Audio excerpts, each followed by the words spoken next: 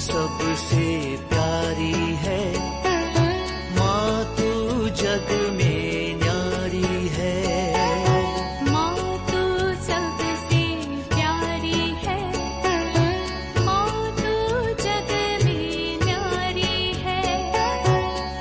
अपने आंचल में रखना, अपने आंचल में रखना, हमें वरदानों से भरना। माँ तू सबसे प्यारी है, माँ तू जग में न्यारी है। माँ तू सबसे प्यारी है, माँ तू जग में न्यारी है। पिता, पुत्र और पवित्र आत्मा के नाम पर आमीन। आप सबों को जय यीशु। कल के क्लास में हम लोगों ने मनन चिंतन किया पिता, पुत्र और पवित्र आत्मा। तीन नाम हैं, तीनों बराबर है, एक ही ईश्वरीय तत्व है।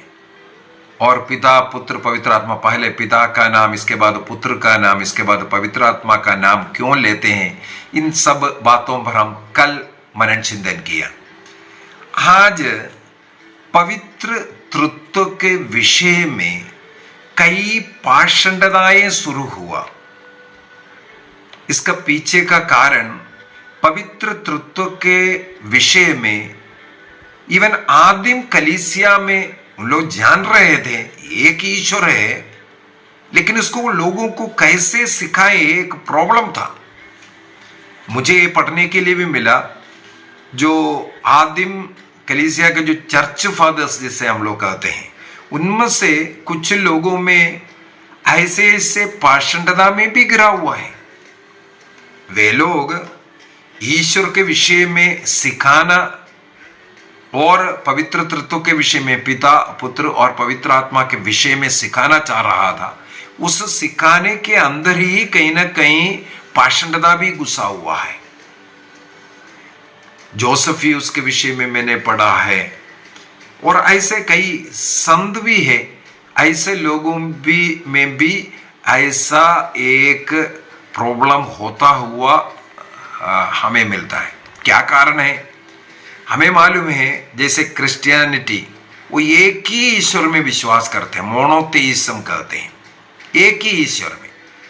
जिस प्रकार यहूदी लोग, वो भी एक ही ईश्वर में विश्वास करने वाले हैं। याहवे उनका एकमात्र ईश्वर था। और अब मुस्लिम्स, वो भी एक ईश्वर में मोनोथेइज्म कहते हैं। लेकिन हमारे देश में जो हिंदूस जो होता है, 33 करोड़ ईश्वर में विश्वास करते हैं। एक नहीं, दो नहीं, 33 करोड़ सबको ईश्वर मानने वाला लोग हैं। इसको पॉलीथेइज्म कहते हैं, एक से अधिक ईश्वर। हर काम के लिए ईश्वर, बारिश के लिए ईश्वर, जो सृष्टि है उन सृष्टियों को, इवन जानवर, घरेलू हो या जंगली जानवर भी है, रेंगने वाले जीव जंतु हैं, सब में ईश्वर को वो देखते हैं। ईश्वर, मनुष्य को ईश्वर बना करके रखना, ऐसा जो उसको पॉलीथेइज्म कहते हैं। एक और है, ऐसा अनेकों ईश्वर में से मेरा ईश्वर, हमारा ईश्वर सबसे बड़ा ईश्वर है, ऐसा सोचने वाला, उसको हेनोथेइज्म कहते हैं। अनेकों ईश्वर है, लेकिन उनमें से हम जो जिस ईश्वर की पूजा कर रहा है वो सबसे बड़ा, उसको हेनोथेइज्म। वो जो पॉलीथेइज्म है, उनमें से कई लोग हेनोथेइज्म भी हो सकता है। इसका मतलब है हमारा ईश्वर सबसे बड़ा ईश्वर है। बाइबल के अंदर ही कई उदाहरण ऐसा मिलेगा इस प्रकार का एक्सेप्ट करने वाले। नबी योना के ग्रंथ के अंदर जब जहाज डूब रहे थे, कप्तान आकर के लोगों से एक आग्रह किया, तुम लोग अपने अपने ईश्वर का नाम लेकर के पुकारो। इसका मतलब है अनेकों ईश्वर है, मेरा एक ईश्वर, उसका एक ईश्वर, इस प्रकार विश्वास करना, अपने अपने ईश्वर का नाम लेकर के प्रार्थना करो ताकि हम बच जाए करके। तो इस प्रकार का जो अवस्था में जब 2000 साल पहले ईसा मसीह आकर के ईश्वर को प्रकट किया, प्रकटीकरण का पूर्णता ईसा मसीह के द्वारा, रेवलेशन ऑफ गॉड, वो ईसा मसीह में समाप्त हुआ है। क्योंकि ईसा मसीह ने पूर्ण रूप से मनुष्यों के सामने ईश्वर को प्रकट किया और लोगों को ये भी पता चला, इसका मतलब उस ईश्वर, जो प्रकट करने वाले ईश्वर में एक पिता है, एक पुत्र है, एक पवित्र आत्मा है, लेकिन मोनोथेइज्म, एक ईश्वर में विश्वास करते हैं। तो किस प्रकार इसको सिखाएं, ये एक बड़ा प्रॉब्लम हो गया था। जैसे हिंदू विश्वास के अंदर एक त्रिमूर्तियां हैं, ब्रह्म विष्णु महेश्वरा। तो इस प्रकार जो त्रिमूर्ति के समान क्या पिता पुत्र पवित्र आत्मा है, उसमें फर्क है। वो तीनों अलग अलग है, वो एक ईश्वरीय तत्व नहीं है। त्रिमूर्ति जरूर उनको बोलते हैं, लेकिन वो तीन ईश्वर है। लेकिन हमारा पिता पुत्र और पवित्र आत्मा एक ही ईश्वर होना चाहिए। तो इसको कैसे सिखाएं, कैसे पढ़ाएं, इस कोशिश के अंदर कई पाषंडताएं शुरू हुआ। आज हम लोगों के इस क्लास के अंदर इन पाषंडताओं के ऊपर थोड़ा सा मनन चिंतन करना अच्छा है। यदि हम पवित्र बाइबल को सीखेंगे, ईश्वर स्वयं ट्रिनिटी के रूप में प्रकट करता है, अपने को लोगों के सामने प्रकट करता है ट्रिनिटी के रूप में। उदाहरण के लिए उत्पत्ति ग्रंथ अध्याय 1 के अंदर वाक्य 26-27 वगैरह में हम लोग पढ़ सकते हैं। जब मनुष्य की सृष्टि के समय पर वहां पर कहते हैं, हम अपने प्रतिरूप मनुष्य को बनाएं, मनुष्य की सृष्टि हमारे प्रतिरूप, हमारे सदृश हो। वहां पर सिंगल नहीं, प्लूरल को इस्तेमाल किया है। और उसी प्रकार उत्पत्ति ग्रंथ अध्याय 1 वाक्य 1 से हम लोग देखते हैं पवित्र आत्मा की वहां उपस्थिति के विषय में लिखा हुआ है। तो ईश्वर एक हो करके एक से ज्यादा पुराने विधान के अंदर भी देखना शुरू किया। तो ईश्वर ने प्रकट किया एक से ज्यादा व्यक्ति के रूप में। तो ये कैसे लोगों को सिखाएं, कैसे समझाएं, ये एक बहुत बड़ा प्रॉब्लम पड़ गया था। इसी वजह से कई प्रकार का पाषंडता बनना शुरू हुआ। सबसे पहले मैं एबोनियज्म एक पाषंडता शुरू किया था। एबियोन नाम का व्यक्ति ने इस एबियोनिज्म जो पाषंडता है जो प्रचार किया। वो क्या बोलना शुरू किया, जो गरीब दरिद्र ऐसे जो व्यक्ति जो है, इज़राइल में यहूदियों में भी ऐसा एक विभाग हुआ करता था। तो इस नाम वहां से शुरू हुआ है। इसके बाद वे लोग दरिद्र होने के कारण कभी भी जो इज़राइल में यहूदियों में जो नियम था बलि अर्पित करने के लिए, जानवरों को बलि अर्पित करना पड़ता था। इन लोग ऐसे बलि अर्पित नहीं कर सकता था क्योंकि उनके पास उतना धन नहीं था।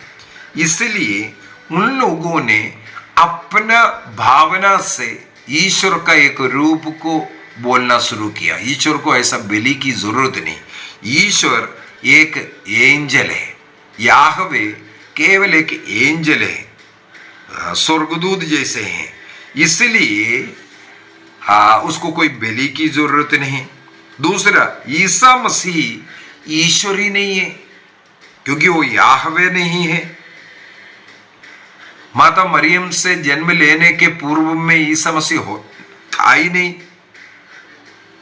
और ईश्वर जो है एक आत्मा है, एंजल है, हागार ने मरुभूमि में जिस एंजल को देखा, वहां प्रभु प्रभु कर करके भी लिखा हुआ है, देखो वहां वो व्यक्ति है ईश्वर। उसी प्रकार अब्राहम को दर्शन मिला था, वो दिखने वाला वो एंजल वो है ईश्वर।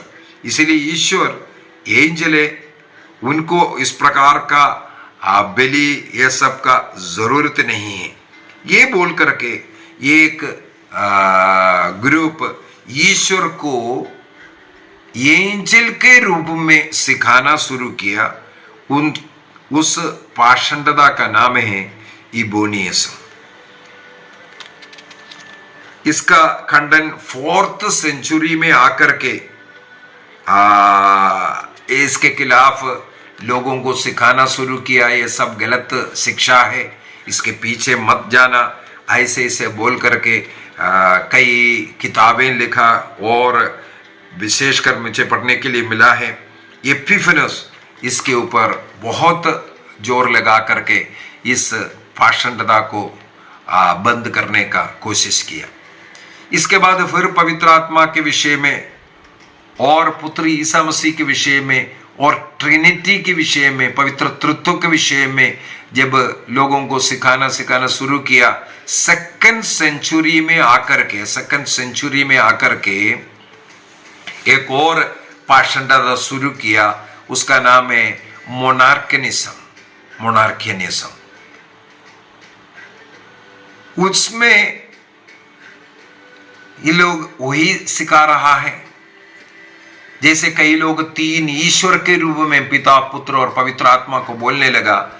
ये मोनार्कियनिज्म उनको समझाते हुए, उनको सिखाते हुए फिर से एक दूसरा पाषंडता में चला गया। उन्होंने सिखाया केवल एक ही ईश्वर है, केवल एक ही ईश्वर है।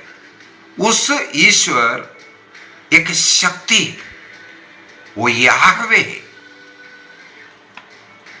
ईसा मसीह हो या पवित्र आत्मा हो, ये सब ईश्वर नहीं है, केवल याहवे एक शक्ति है, वो ईश्वर है। इस प्रकार जोर डाल करके मोनार्कियनिज्म जो पाषंडता है बढ़ने लगा है। एक और है जो मॉडलिज्म कहते हैं, मॉडलिज्म, इसको सबेलियनिज्म भी कहते हैं। ये भी 2री और 3री सदी में ज्यादा ये फैलने लगे।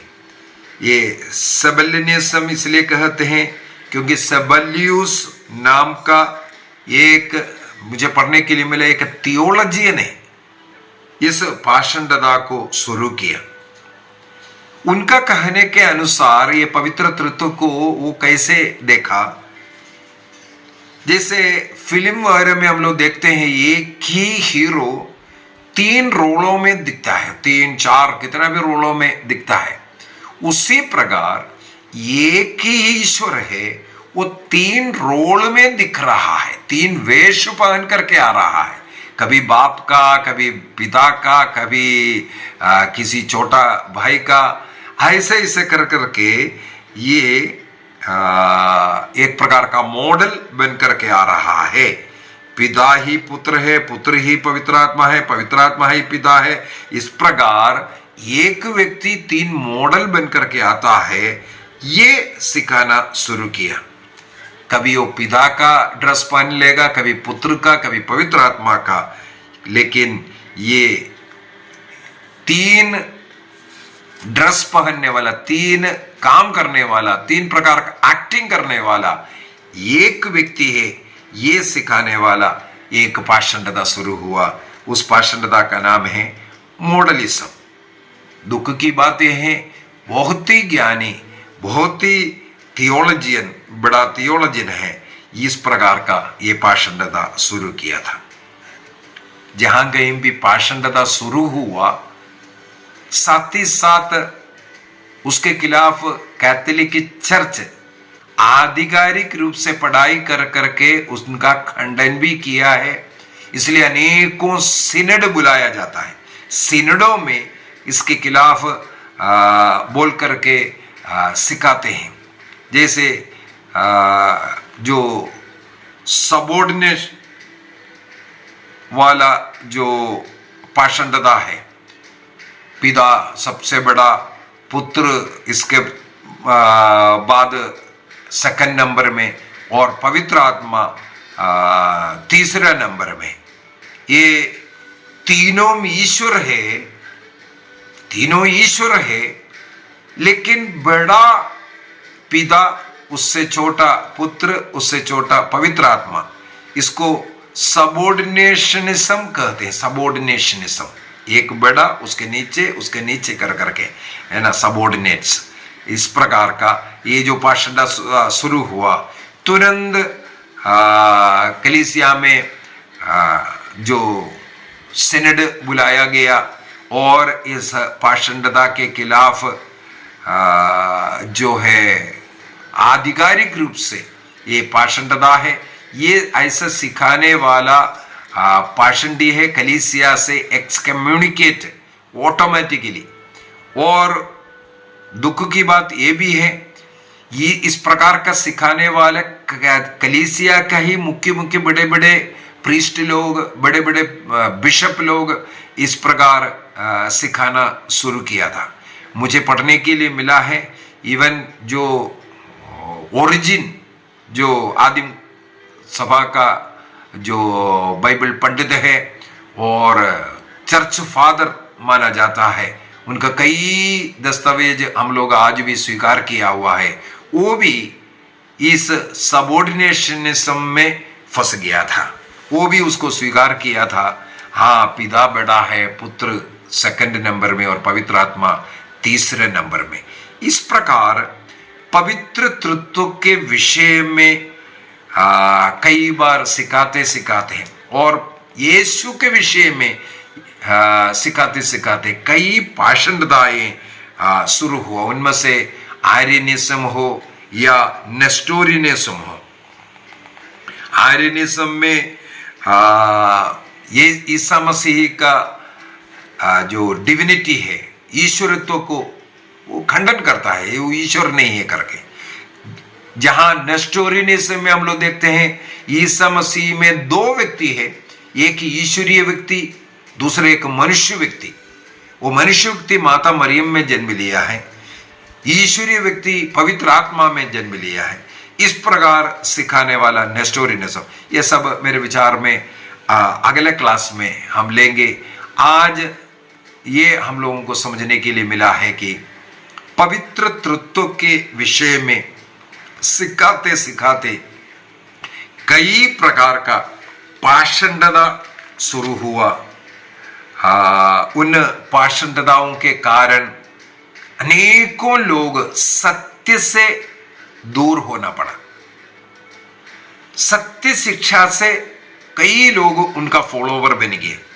एक और मैं बताकर देना चाहूंगा, एक प्राक्सियनिज्म बोल करके एक और पाषंडता, प्राक्सियस बोल करके एक व्यक्ति ने शुरू किया हुआ हेरेसी है, पाषंडताएं है।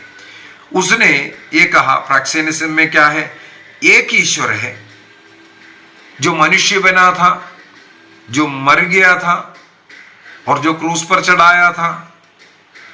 इसके बाद जो पवित्र आत्मा बन करके जो आया, वो सब एक ही व्यक्ति है। इसका मतलब पिता पुत्र के रूप में मनुष्य बन करके आया, जो कार्य करना था वो सब कर करके मर गया, जी उठा। इसके बाद वो पवित्र आत्मा बन करके आज यहां है। ऐसा सिखाने वाला जो पाषंडता है,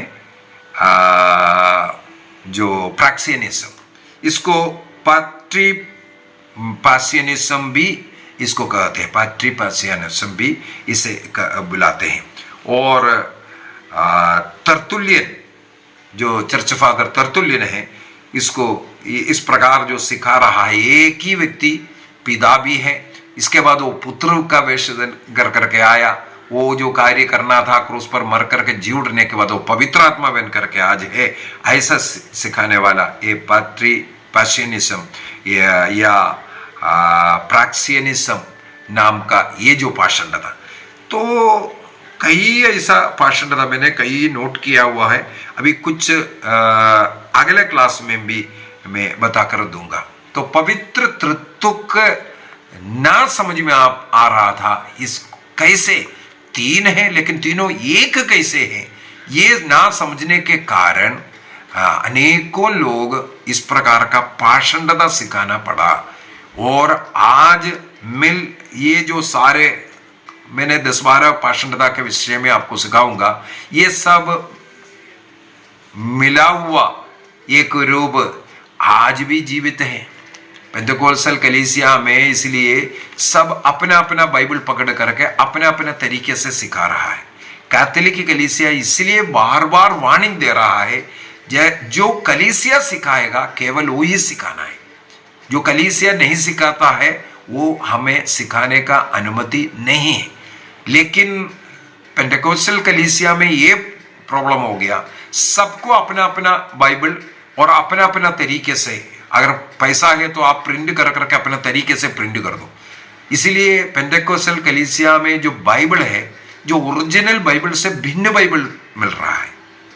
ओरिजिनल बाइबल से उसका कोई लेना देना नहीं है, क्योंकि अपने रीति से अपने इच्छा के अनुसार जो किताबों को निकाला गया और वचनों को बदल रहा है, ऐसा सिखा सकता है।